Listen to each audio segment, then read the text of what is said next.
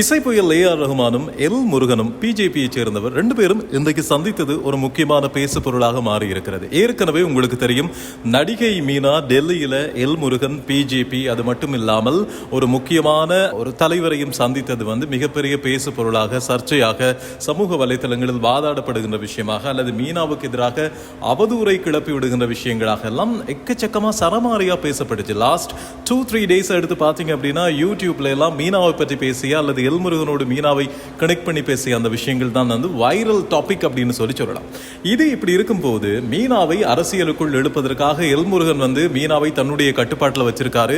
அது மட்டும் இல்ல, கடந்த பொங்கலுக்கு மீனாவும் கலாமாஸ்டரும் எல் முருகனுடைய வீட்டில் இடம்பெற்ற பொங்கல் விழாவில் கலந்து கொண்டாங்க. அவங்க ஏன் சம்மந்தமே இல்லாம திடீர்னு எல் முருகன் வீட்டில இருந்து கெஸ்ட் அப்பியரன்ஸ் கொடுத்தாங்க. இந்த மாதிரியான டாக்ஸ் நிறைய போயிட்டு இருக்கு. இது ஒரு பக்கம். இப்போ இசை புயல் ஏஆர் ரஹ்மானும் எல் முருகனும் எதுக்காக திருவள்ளூர் கோட்டம் அங்க இருக்கிற ரஹ்மானுடைய அந்த ஸ்பெஷல் ஸ்டூடியோவில் சந்தித்துக் கொண்டார்கள் என்றது அடுத்த கட்டம் பெரிய ஒரு கேள்விக்குறியாக மாறி இருக்கு.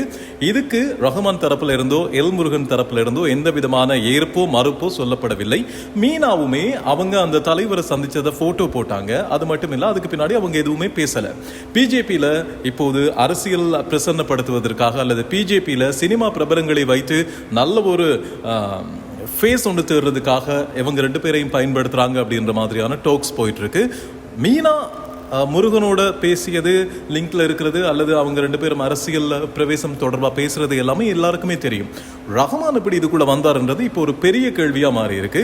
ஸோ இதுக்கு ரஹ்மான் தரப்புல இருந்து வாய் திறந்து பதில் வந்தால் மட்டுமே உண்மை நிலை தெரியும் அப்படின்னு சொல்லலாம். அப்படி இல்லைன்னா பிஜேபியில எல் முருகனோ அல்லது வேற யாராவது அரசியல் தரப்பை சேர்ந்தவர்கள் வெளியே சொன்னா மட்டும்தான் மீனா வர்றாங்களா ரஹ்மான் வர்றாரான்றது தெரிய வரும். ஸோ பிஜேபியில கூடிய சீக்கிரம் ரஹ்மான் அல்லது மீனாவை எதிர்பார்க்கலாம் அப்படின்னு சொல்லி ஒரு பெரிய பேச்சும் போயிட்டு இருக்கு. நீங்க சொல்லுங்க, பிஜேபியில ரஹ்மான் வர்றதா மீனா வர்றதா பெஸ்ட்? உங்களோட ஒப்பீனியன் என்ன? இந்த வீடியோக்குள்ள கமெண்ட்ல பதிவு செய்யுங்க.